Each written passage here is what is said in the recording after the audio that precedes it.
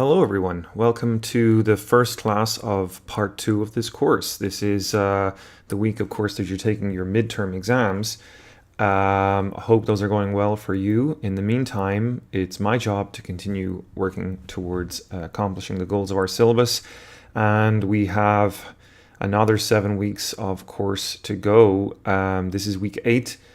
This is the lecture for the topic Mass Movement Politics. And it's one of my favorite topics, so hopefully I'll be able to share with you today some of my enthusiasm for this topic, and maybe you'll understand and become a bit enthusiastic about it yourselves. Of course, I mean, one of the reasons why we are interested in mass movement politics is because, many of us have goals and would prefer the world to be a certain place politically, right?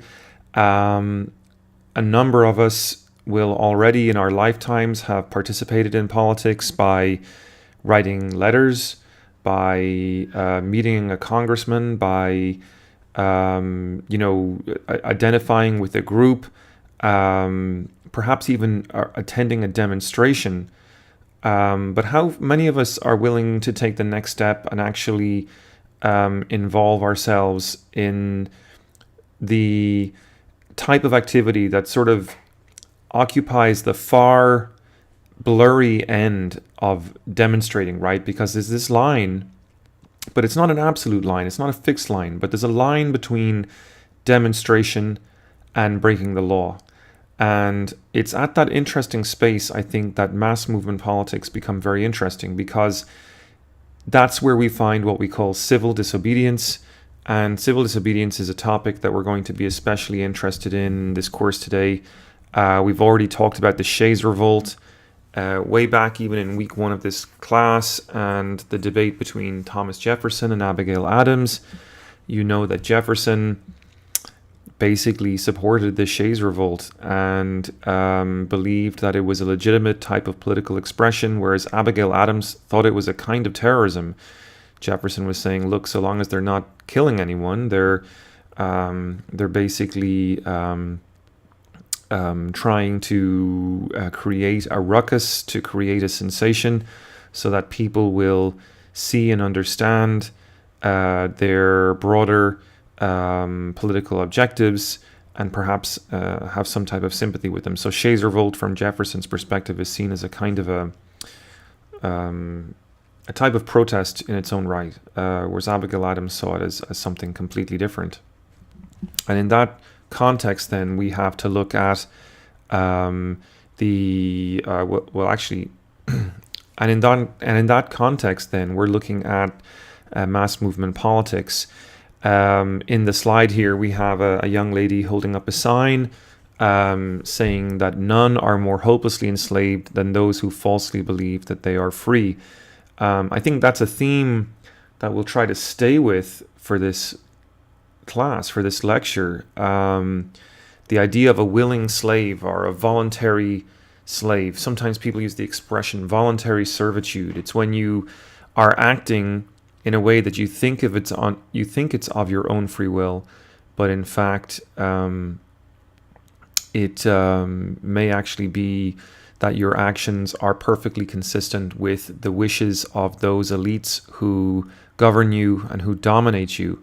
The young lady here is then holding up a classic quotation from Goethe to try to bring us to a sense that maybe the thoughts that we have in our head are not really originally ours, right? We think we're the master of our own cognition, but in fact, do elites put notions into our head? Do they lure us into modes of behavior that serve the agendas and wishes of their own selves as opposed to our own selves, right? Are the things that we're doing in the name of freedom genuinely contributing to our own self-interests, or are they sneakily and unbeknownst to ourselves contributing to the interests of those who dominate us? Now, you could imagine that the elites would love to have us believe that the things that we are doing in the name of our own freedom are in fact positively contributing towards our own self-interests. The elites do want us to think that. Gotha, on the other hand, is suspicious that many of the things that we would believe suit ourselves, in fact, don't at all.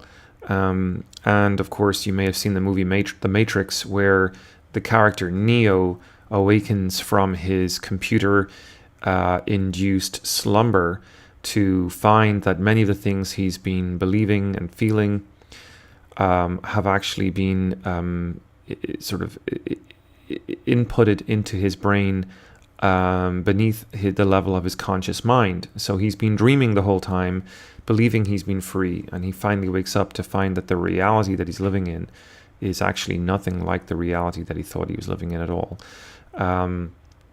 I mention that because I think that one of the goals of the Occupy movement is to, and the mass movement politics in general, it must be said, but most recently the Occupy movement has been to kind of try to raise consciousness of this fact, right? To try to put us beyond an understanding of our own limitations, to put us beyond an understanding of our own limited imagining of our conscious world. That is to say, to try to stimulate us or shock us, maybe even into the belief that another world is possible, that the world that we've been living in, which we think is somehow necessary, that it has to be like this, that these are the rules of the game, might actually not be the rules of the game at all, but might be the rules of a game that are developed by a bunch of elites.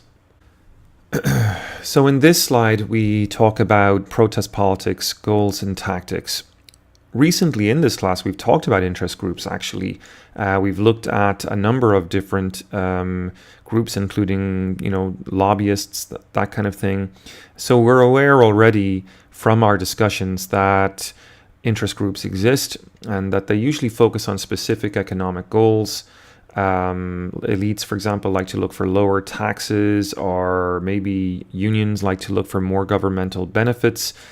Mass movements are a bit different from these categories that we've looked at already. They seek broad moral and ideological goals that actually affect the whole of society.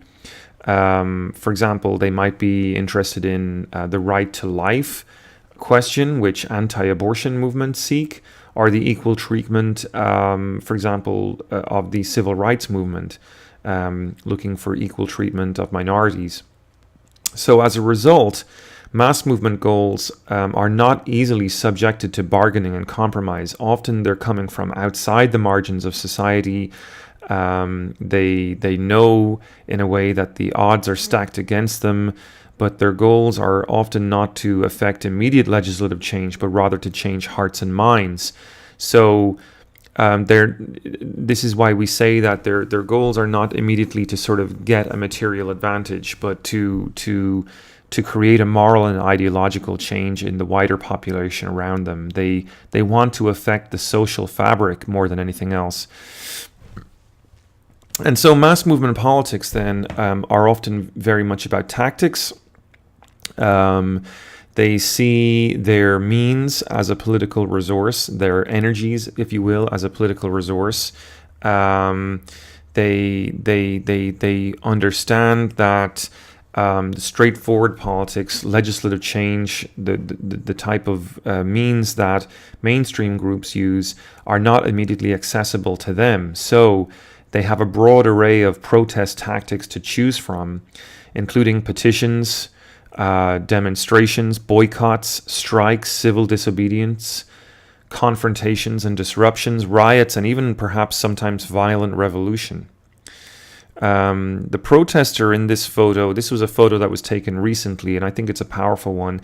This photo is of a man engaged in street action demanding justice for Mike Brown, who was an unarmed black teenager who was shot by a policeman in Jefferson, Missouri.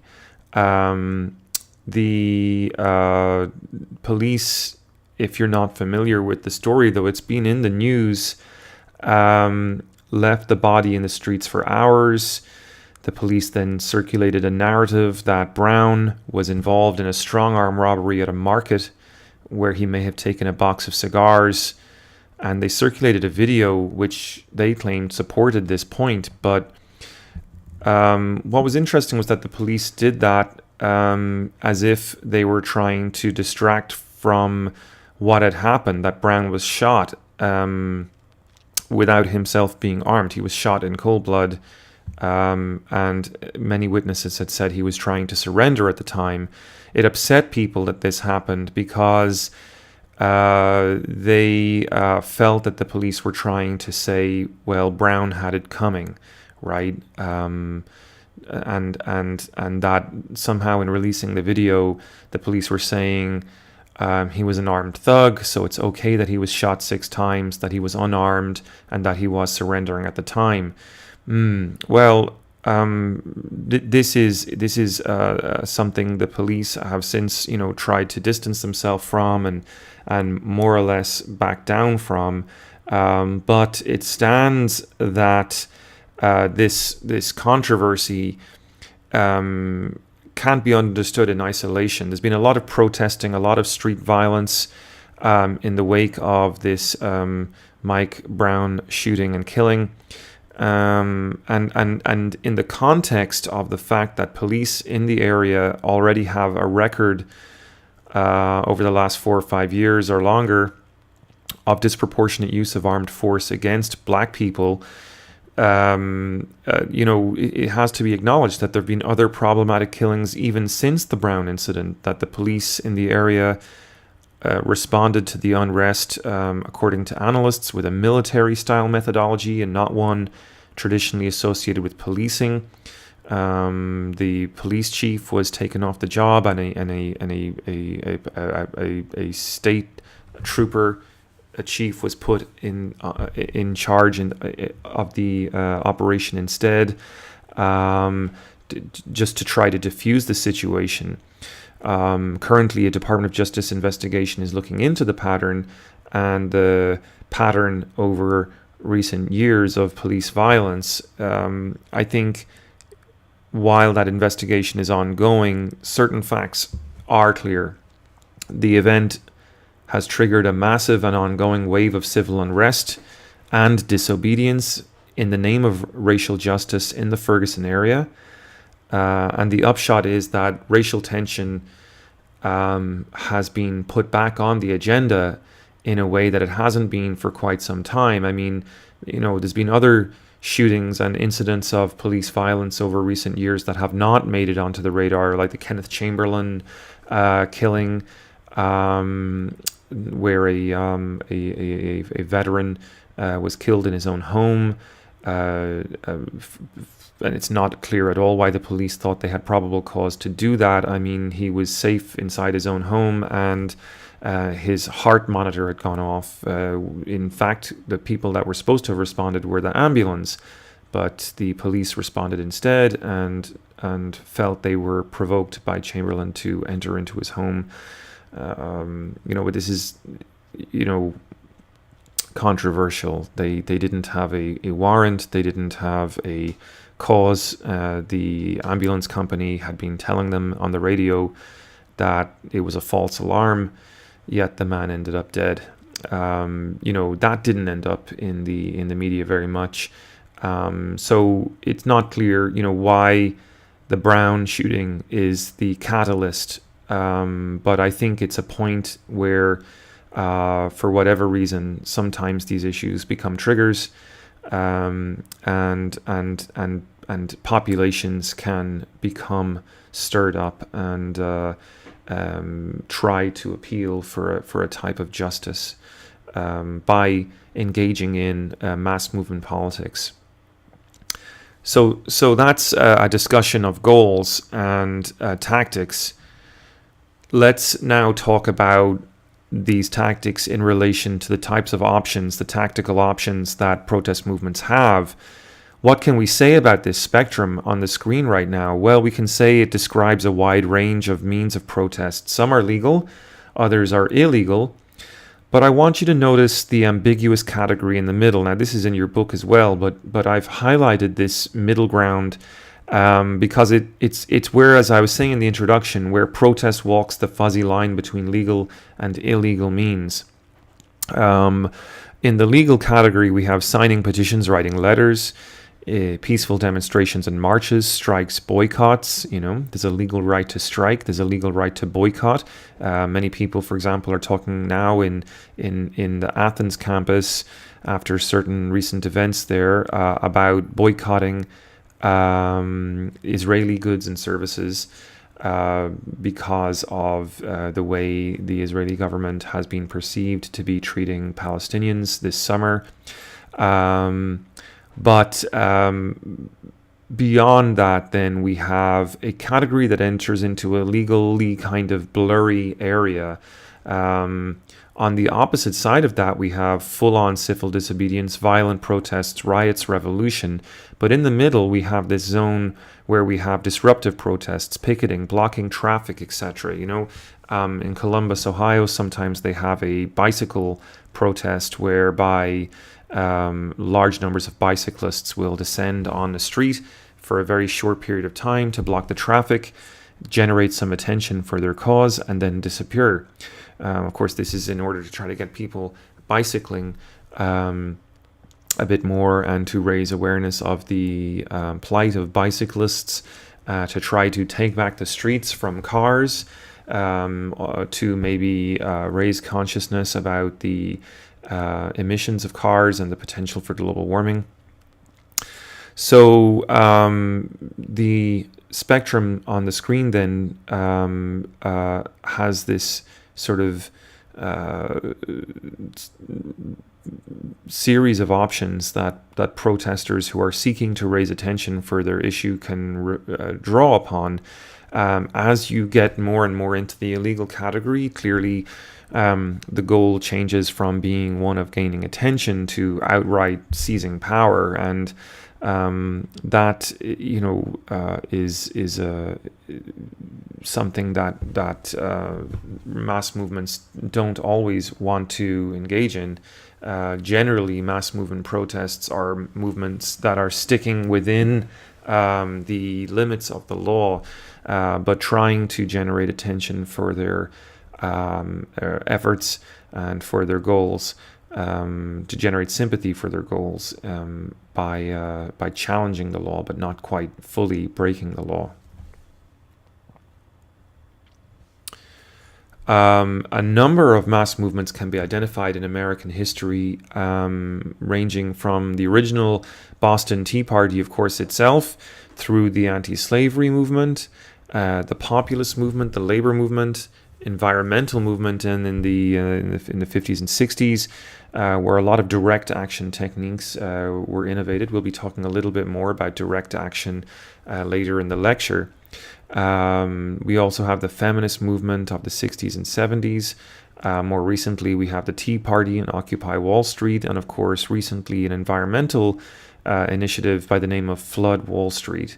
These movements are all, despite their political differences, linked by the fact that they're bringing together people outside of the formal means of political life that most Americans recognize as legitimate, trying to change processes and legislation through influencing Congress, through influencing representative politicians.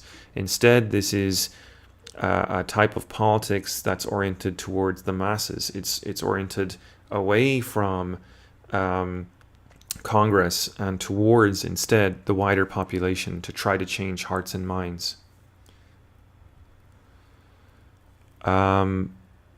American politics, in this slide, we can see in a bit more detail, has, we've got a kind of a chronology here. American politics, we can see, has had to deal with a lot of mass movements politically. And these movements have had major historical significance, I think. Chronologically, you can see about once a generation, we have a sort of an outbreak, if you will. Some people call it a wave of democratic participation, an outbreak of pro-democratic tendencies. And what these movements tend to want to do is level the playing field, right? To put power back in the hands of those who are supposed to have it in the first place, which is the people. And the country gets swept up by a movement like this from time to time. Movements like this, it must be said, have played a great role in American politics, probably more than in other Western democracies, although other Western democracies have had a number of movements as well.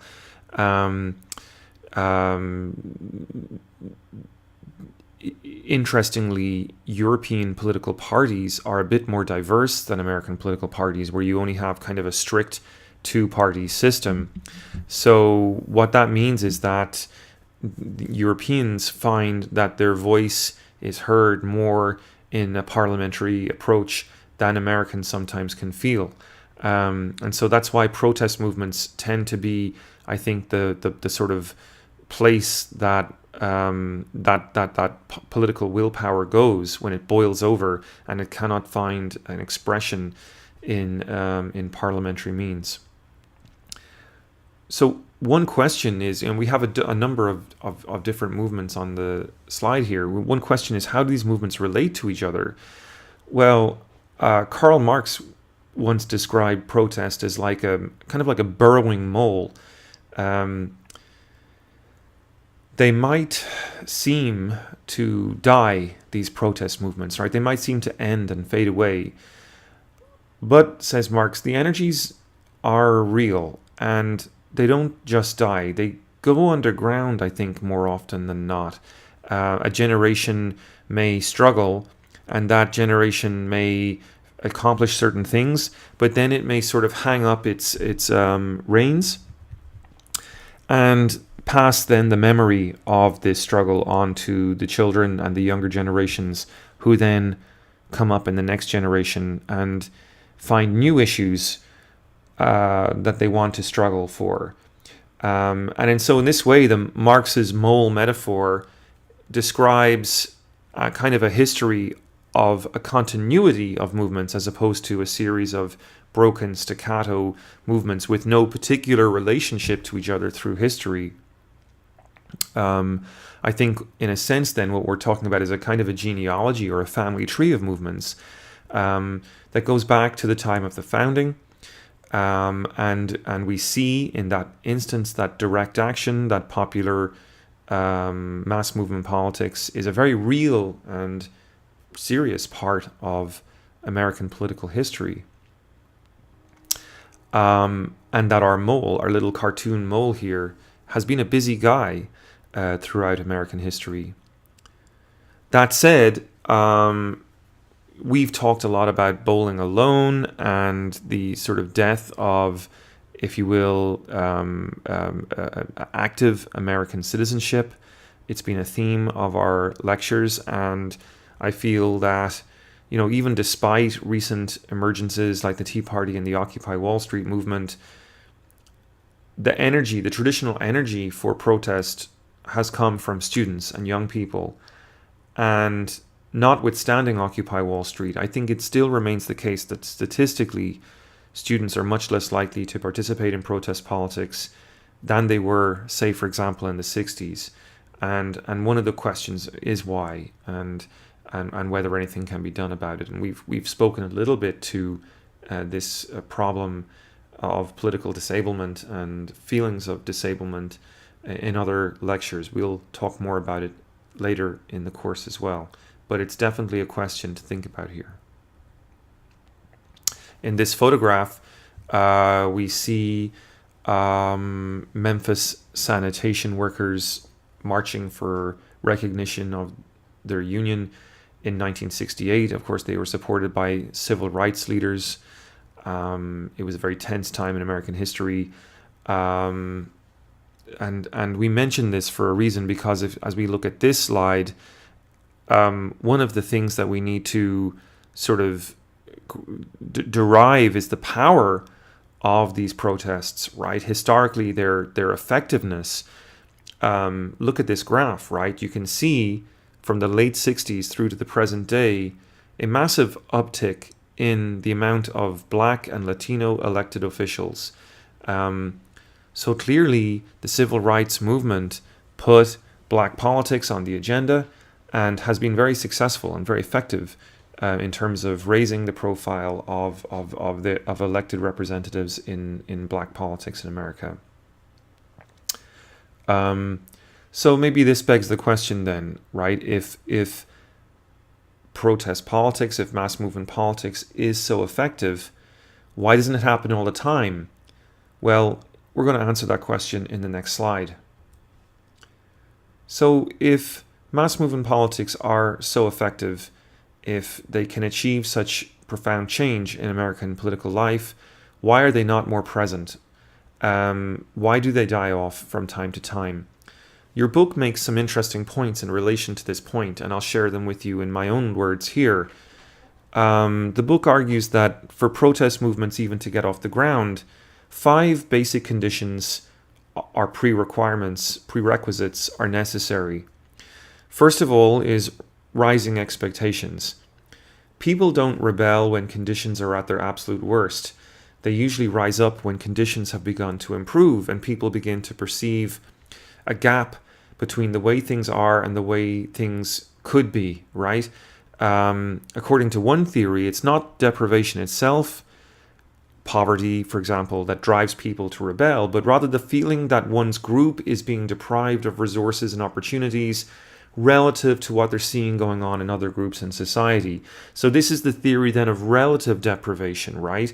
It's not so much that I'm poor, but I feel that other people are making leaps and bounds beyond me and I'm not getting an opportunity here. So for example, this image on the slide is from protests in 2014 in Ireland about water taxes that were being introduced. And here I think it's a very clear, crystal clear, in fact, example of what the book is referring to, that as the Irish economy has begun recovering this year from a terrible recession and financial crisis that started in 2008, 2009, just like here in America, people began to feel that there needed to be fairness, and nevertheless, despite this popular feeling that the people had, the government wasn't taking note of that and was continuing with austerity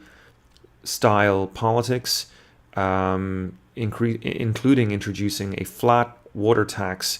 That is to say, when we say a flat tax, that means that everyone has to pay the same amount, regardless of whether they're rich or poor. And that is considered to be a non-progressive tax, right? It's what people want to see is that the rich are paying their share. After all, as a footnote to this, I mean, the popular feeling in Ireland is that, just as here in America, that it was the elites that caused the financial crisis, that they legislated, they lobbied and legislated, or rather lobbied for legislation that suited their financial interests, that created a deregulated structure for financial activity, and that when the safety belt was off, so to speak, when the financial scrutiny and surveillance that should have been going on was deregulated, they basically took too many risks, and they caused a financial crisis. They became, as the saying goes, too big to fail, and what the consequence is, of course, that they're also too big to bail. We've talked about that previously in this class. So the theory of relative deprivation kicks in here, because what people see when the government introduces a flat tax at a time of recovery is that the elites who were instrumental in causing the crisis were getting another break, that once again the masses were being asked to carry the can and the elites were getting away with it. And in Ireland, in relation to water taxes, this was just too much, right? So tax became the issue that people really gathered around to try to express their acrimony to what government was doing. So rising expectations then are clearly central to the will to protest. What else is discussed in the book? We have also point 2, social resources, where isolated individuals, of course, are said to have difficulty building social movements on themselves, right? So on their own, no one man is necessarily going to build a movement. It's very hard to do. Social movements are going to be more successful, relatively speaking, when they have pre-existing networks that can spread the word and involve people in the movement. So if there's a history of social struggle there, you have a much more likely possibility that there's going to be some kind of action. If there's no history of that kind of struggle, then you're going to struggle, forgive the expression, to generate momentum. Another point 3, would be the idea of an appealing moral cause.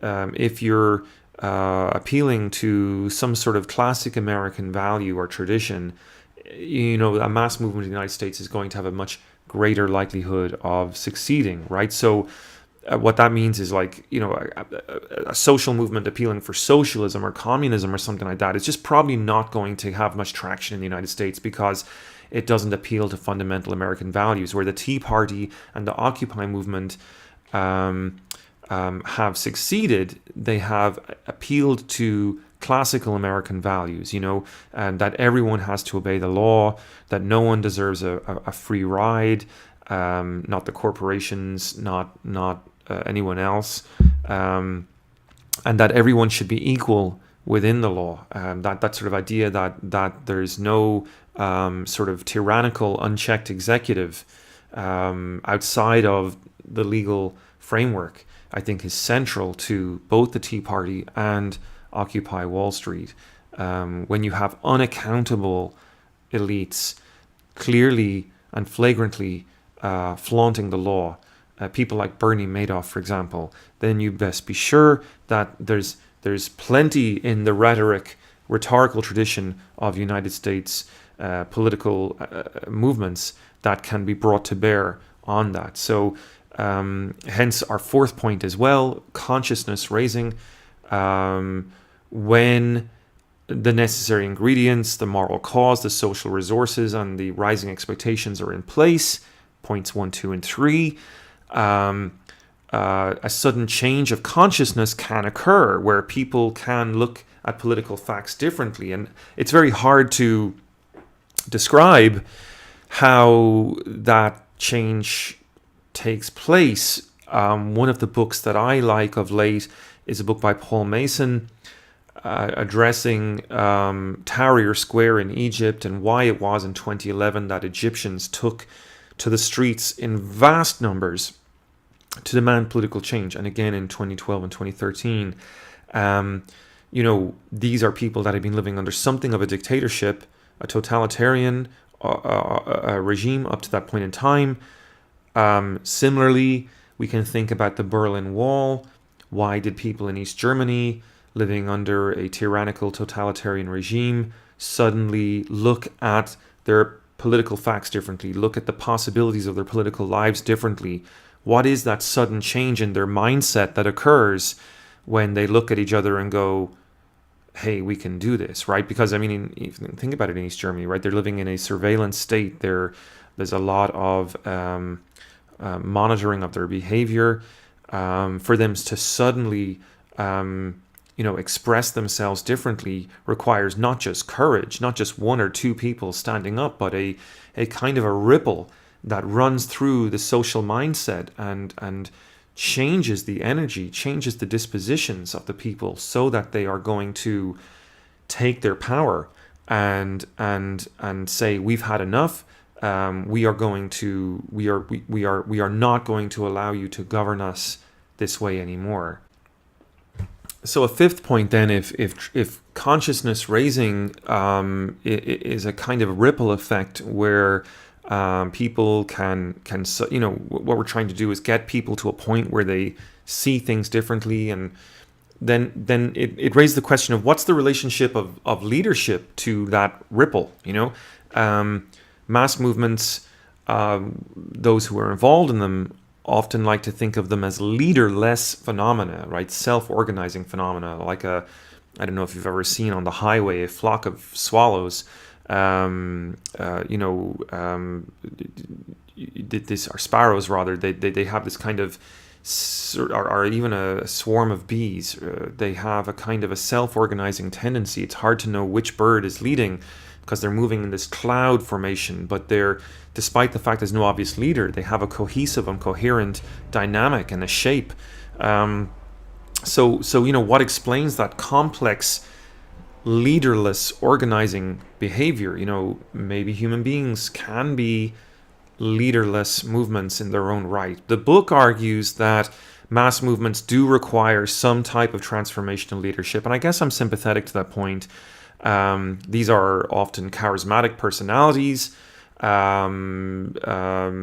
who can engage the energies of their followers, teach them to go beyond their inherent self-interest, to get off the couch and to express their commitments in a direct political way, right? To get involved in politics. And I think there's a way in which we can see in the American tradition with Martin Luther King, certainly that transformational leadership tendency has been a real one and a powerful one, and one we would not want to underplay, no matter how much the movements themselves may sometimes fantasize, especially the current ones like Occupy movement, because of its somewhat slightly anarchist tendencies. It loves the idea of having a leaderless revolt, a leaderless mass movement, like that flock of swallows or that swarm of bees. But the reality is, I suppose, historically, that charismatic leaders have often played a huge and important role.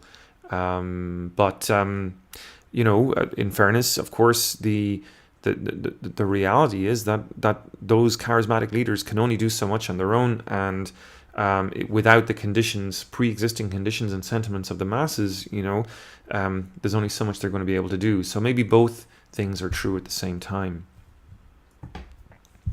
Now, in this slide, we talk about protest tactics, walking this, again, fine line, as we've called it, between obeying the law and disobeying the law, right? So we have to ask the question, if the movements are going to engage in direct confrontation, like an Occupy Wall Street type thing, and really sort of disrupt businesses and that kind of thing in the area, then where does the government draw the line on that, right?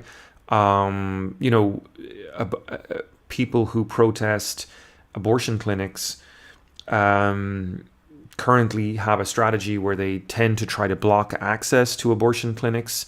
They also try to shame the people going in and out of abortion clinics. Conversely, on college campuses, there are historians, guest speakers who have been protested by college students for denying the Holocaust.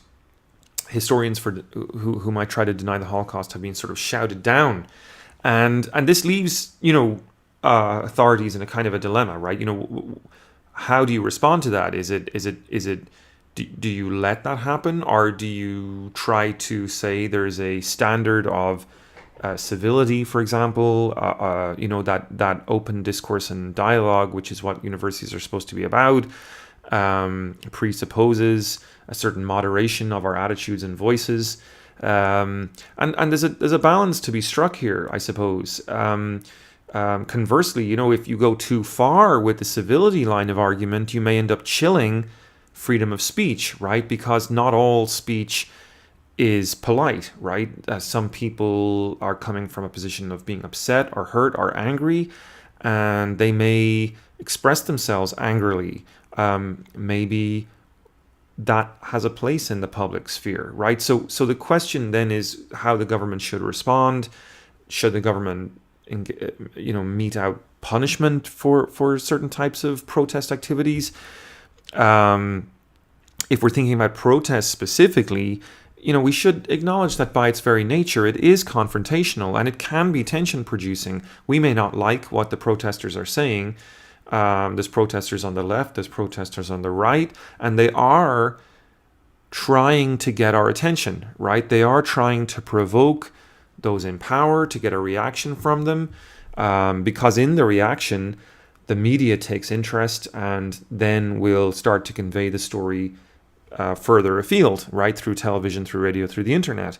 And this is then a motivation for the protesters. They know, and deliberately they try to pursue a strategy of confrontation because they want to test the government and show the extent to which the government will align itself with the interests of those that the protesters are trying to challenge. And this is why the media is so important here, because it's a witness. It's going to witness the extent that the government is seeking to defend those other interests. So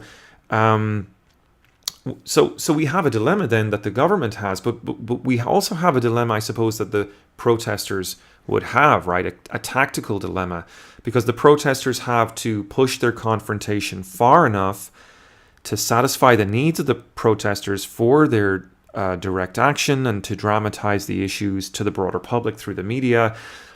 But if they go too far, the government can be alienated, and I suppose even the wider population can be alienated, right? This is sort of famous sort of idea that the skinheads or the so-called anarchist black bloc, that goes around smashing up Starbucks coffee houses, when there's anti-globalization protests, many people feel that that's just too far, right? And so you can lose your supporters too if you go too far with your actions. So we've talked about the government trying to find its balance. For the protesters to find their balance, I suppose we'd say the conflict has two benefits, assuming that the balance can be found. First of all, it's going to mobilize the protesters themselves and to bring in perhaps other people who have not previously been involved. And then second, it might also generate public attention. The Occupy movement, for example, I think was very sort of successful in some ways for the way that it drew in popular support from the media, from the wider public. And that became crucial, I think, in the build-up to the 2012 election. So our argument, I suppose, to this point has been that the government has to try to find a balance in the way it responds to protest, and the protesters have to find a way of balancing their efforts so that they don't necessarily trigger a fully violent response to the government, but that they also accomplish their goals by generating attention from the media as well and from the wider public. So what are the elite capacities that they have at their disposal to try to manage some of these movements?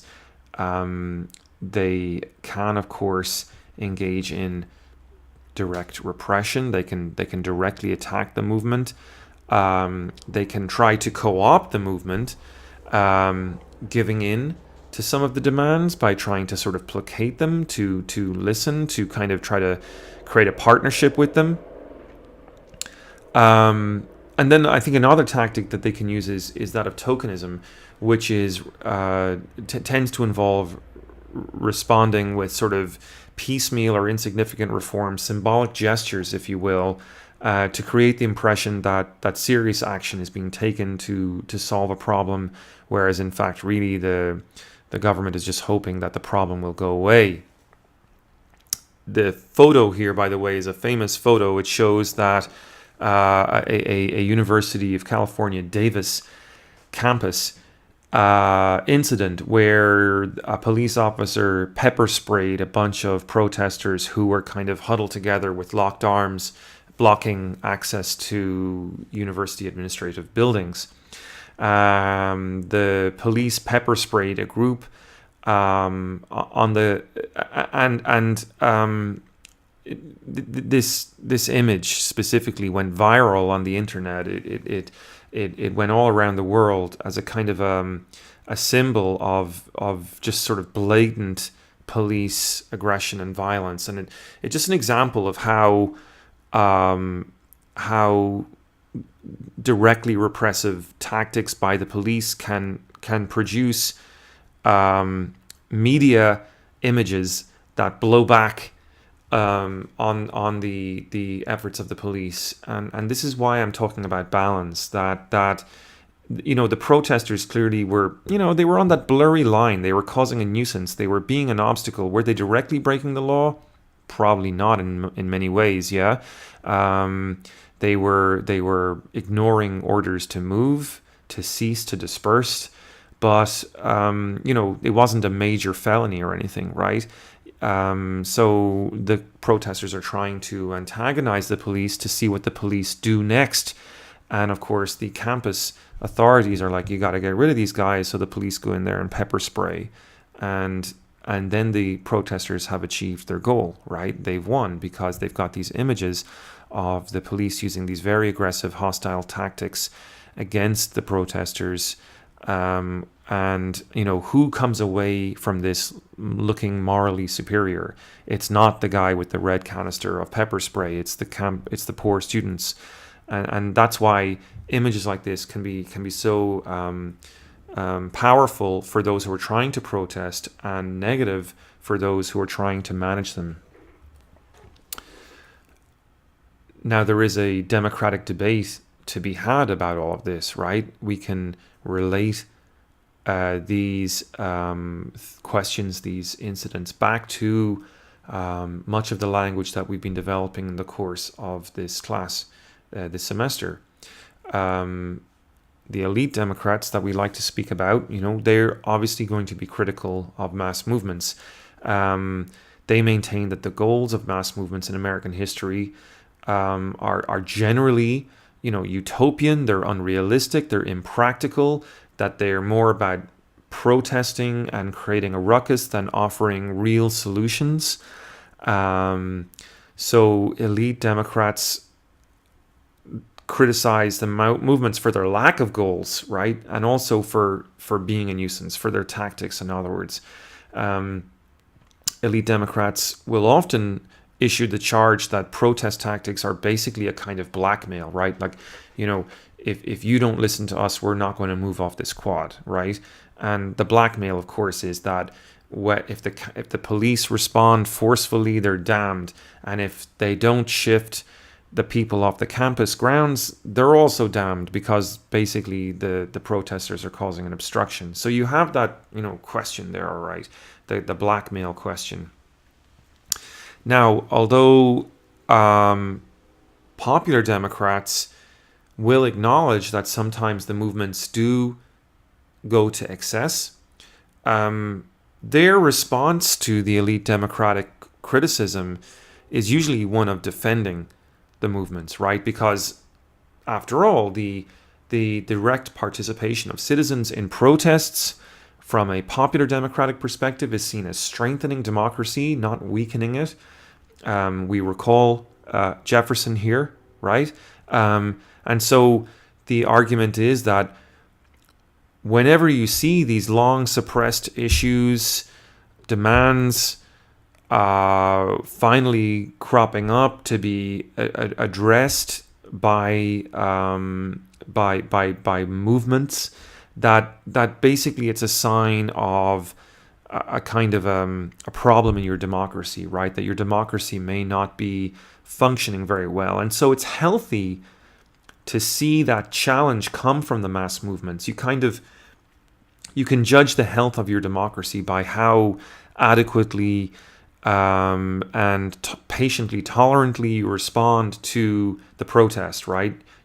Cracking down on them with a ton of bricks is probably not a sign of a healthy democracy, right? Whereas a sort of a tolerant, open discourse with them could suggest something much more constructive, right? So what the popular Democrats tend to then argue is that where you see this kind of crackdown mentality, a forceful crackdown on the protesters usually indicates a kind of elite distemper, or the elites being upset, right? It points to the fact that the elites are fearful of losing the status quo, right, from which they derive their powers and their privileges. And so naturally, when we see elites ordering strong, harsh reactions to protesters, harsh crackdowns on protesters through repression and violence, right there, the popular Democrats say, that means we have a problem with our democracy. So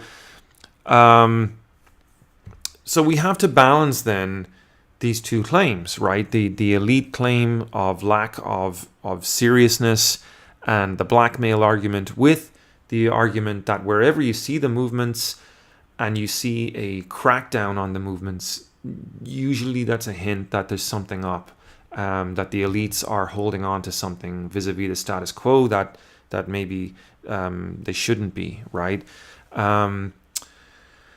So of course, yeah, we have to balance these assessments, and I think it is a serious charge that the elite Democrats raise against the movements. That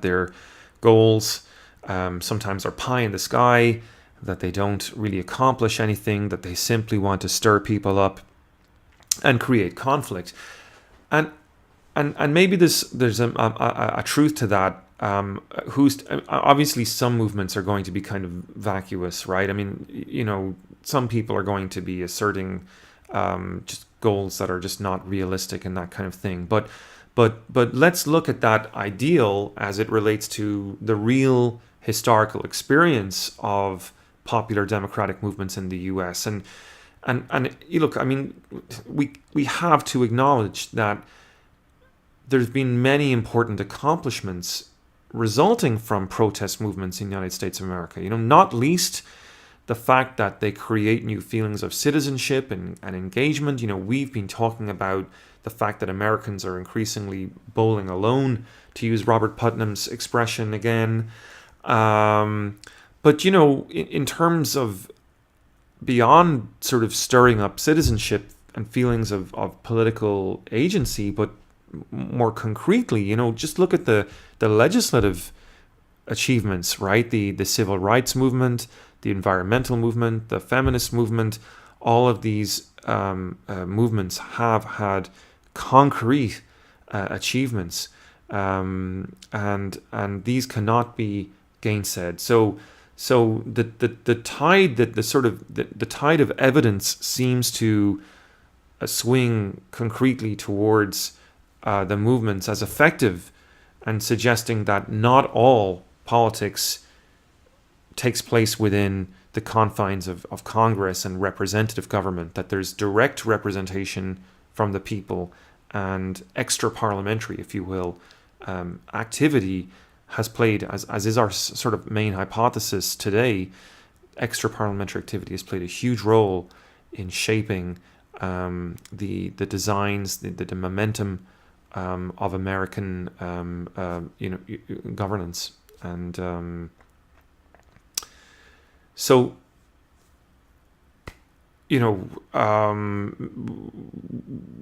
time to maybe assess some of the recent movements and see how they fit into this sort of trajectory that we're describing. People, you may remember, we talked last week about the Tea Party a little bit vis-a-vis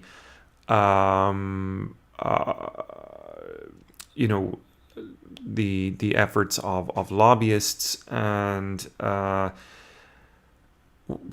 we asked last week, was the Tea Party a genuine popular democratic movement? Was it a national face-to-face network? Was it an authentic grassroots movement, using techniques and tactics of direct action to dramatize their cause to the media and to the wider public, as we've been discussing today? And in some instances, I think the energy behind the Tea Party is a real one. I think it certainly is not inappropriate to say that its members do want to take back the country from what they perceive to be government elites, that have maybe veered the country too far towards an agenda of socialism, constraining their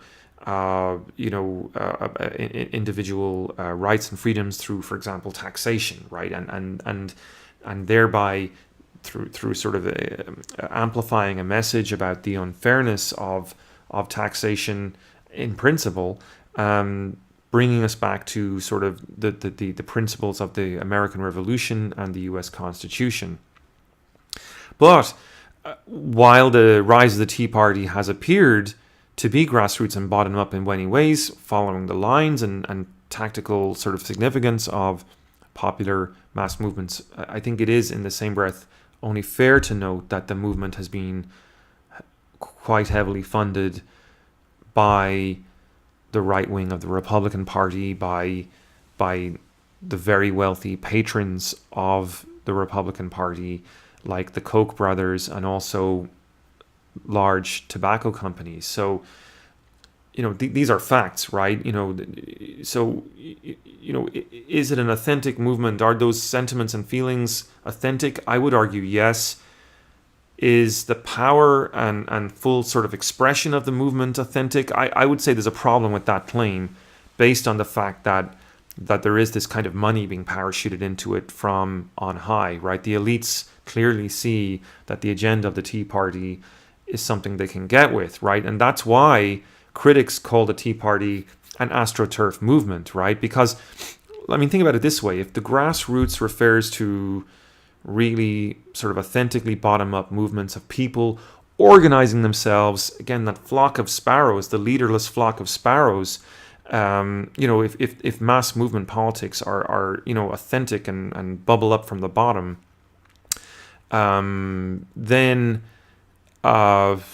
and then engage in political action that way, I think measured on that account, the Tea Party clearly is not a bottom-up movement, right? And so the astroturf term, fake grassroots, if you want to call it that, is applicable.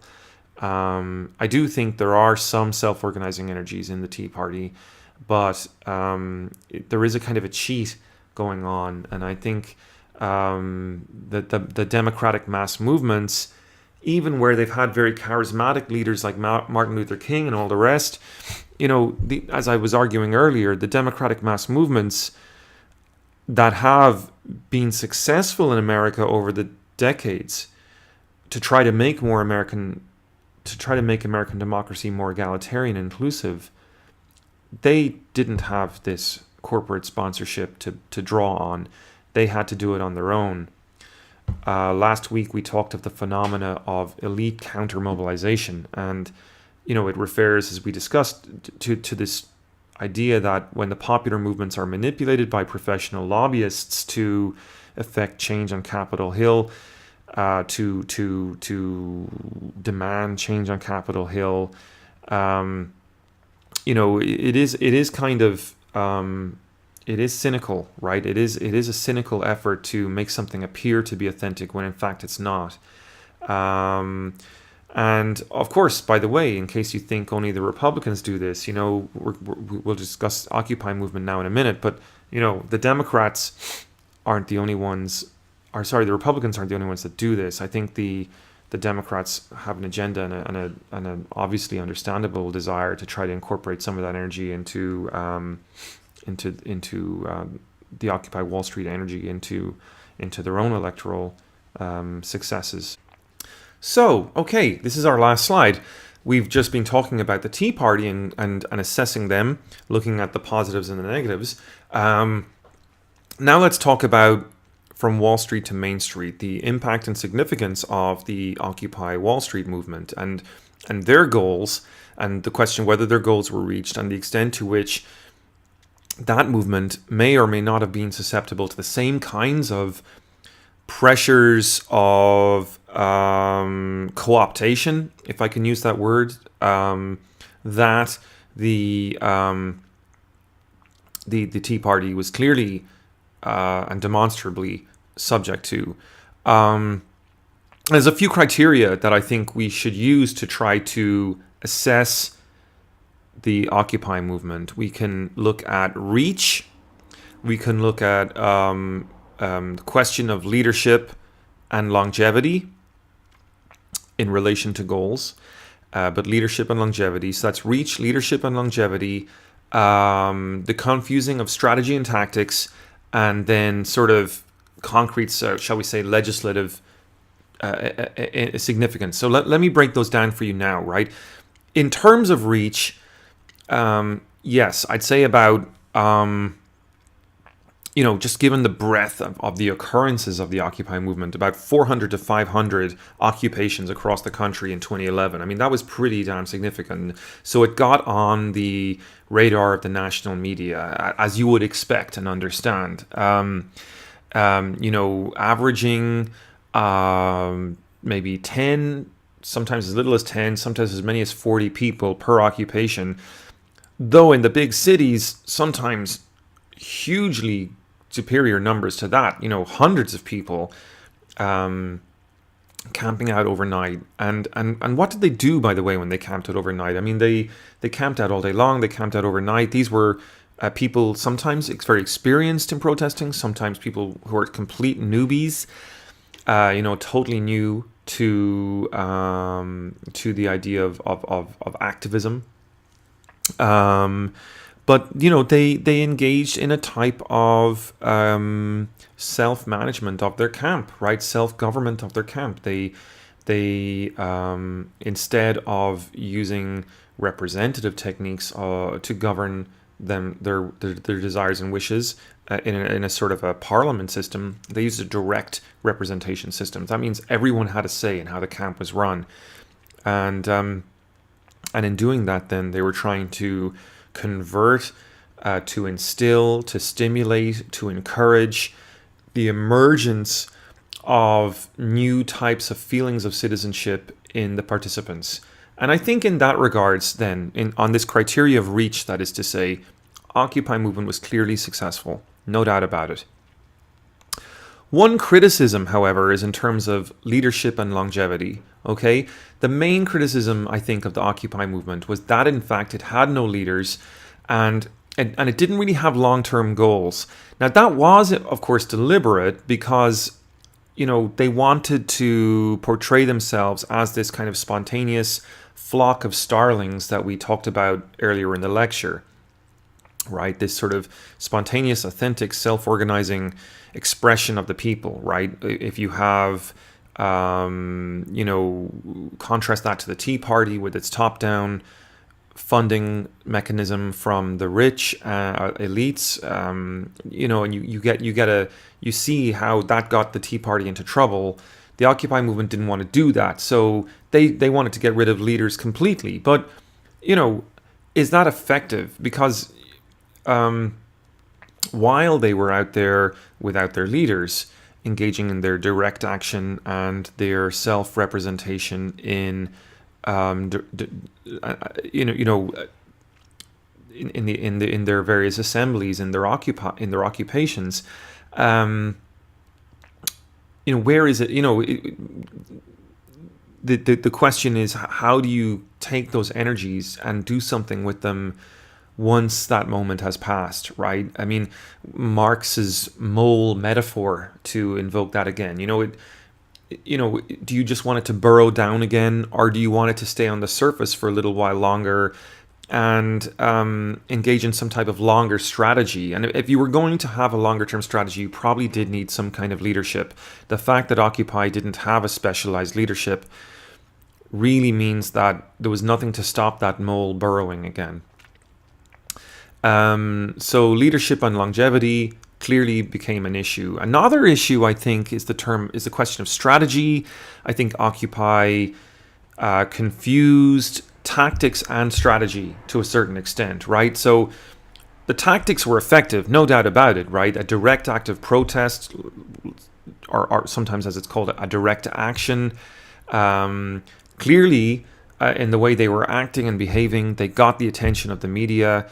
And we'll talk in a moment about Mitt Romney and how their tactics affected the electoral prospects of Mitt Romney, but strategically affecting and influencing wider social transformation. I think the Occupy movement probably did not do a great job there.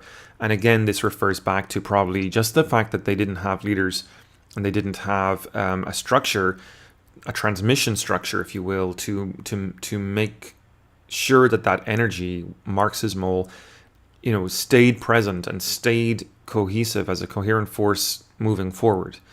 A last criteria that I think we can sort of measure them on is sort of like real world effectiveness, if you'll forgive me sort of saying that, the real world accomplishments.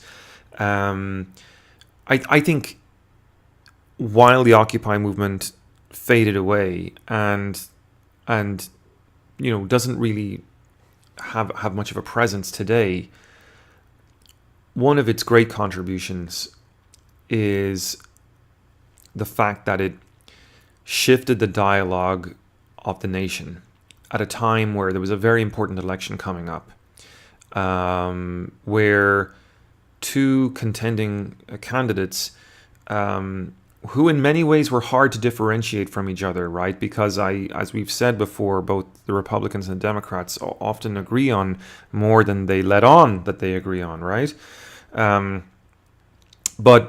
But where Americans were kind of complacent and perhaps jaded by the options that they were confronted with, Obama, another 4 years of Obama versus Romney, who just seems like a corporate shill. Why would you bother? Why would you bother voting at all? The fact that Occupy came along and put the question of wealth inequality at the center of the presidential debate, and also put corporate greed at the center of the presidential debate, I think that it did change the way people related to that election. I think the concept of the 99% specifically helped people understand that America today has a degree of wealth inequality that it frankly has not seen since the time of the Great Depression. 80% of Americans today own just 5% of the wealth, whereas the top 1% of Americans own 48% of the wealth. That's epic, right? I mean, that's nearly just 1% of the population owning half the wealth of the country. Clearly this was the downfall of Mitt Romney, right? When the Occupy movement started talking about the 99%, that is to say the vast majority of Americans as having been somehow screwed by the economic arrangement perpetuated by both the Democrats and the Republicans as elites, they basically put the nails in the coffin of Mitt Romney's campaign. Well, maybe that's not strictly true. Actually, Mitt Romney probably put the nails in his own coffin, because he said basically, and he was, you may remember this, there was a YouTube video leaked of him speaking at a dinner party where he said that 47% of Americans would not vote for him because they were just looking basically for handouts, right? Think about this for a second. Romney was basically blaming almost half of Americans for their financial situation, right? Saying that they have only themselves to blame. Rather than looking at the way the system works, sure, I've no doubt, and I think most Americans would have no doubt that there's some lazy people out there who probably do deserve, their own misery, so to speak. But half of Americans being like that just seemed a little unconscionable, I think, for the electorate. When they feel the pinch of the 2008 financial crisis, despite the fact that they'd worked so hard, when they see that their pensions had been destroyed by the financial crisis in 2008, despite having worked long, hard hours their whole lives, that seemed, Mitt Romney's words seemed like just a bridge too far, right? It wasn't half of Americans' fault, these people felt. Rather, there was something going on in the system, a system that rewards the rich just for being rich, and frankly, on top of that, gives them a second chance, a bailout, when things go wrong, while meanwhile punishing the poor just for being poor, because they of course don't get a bailout, right? Their pensions get destroyed, tough luck. Can't make the mortgage on your house, tough luck, right? So, what do they get? They get maybe welfare, which keeps them just above the poverty line, if even that. So whereas for Romney, it appeared that 47% of Americans were just lazy. In the end, I think for the middle class people who'd gotten screwed in the 2008 financial crisis, who's lost their homes, lost their pensions, for the students that were graduating to find that there were no jobs in the middle of a recession, despite the fact that they had done what society had asked of them by getting good grades and getting a great degree, it just seemed that, the honesty check, right? Does this apply to me? Is Mitt Romney saying I'm lazy? No way, right? But, this is kind of what he's implying, right?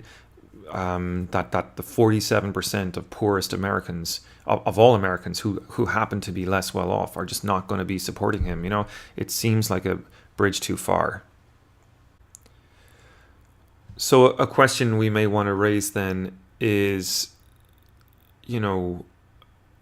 whether Obama has been better than Romney, and what that means for mass movement politics, or where we stand with this question, mass movement politics today. We spoke earlier of rising expectations. We were talking about Ireland and how the economy is starting to recover there, and yet the government's maintaining austerity programs that continue to sort of punish the majority for the sins of the minority. Yeah.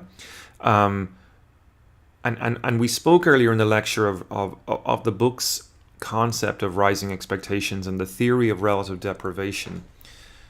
It might be interesting for you to know that in the United States today, while the economy is recovering, 95% of the gains are going to that top 1% of wealth owners that we've been identifying.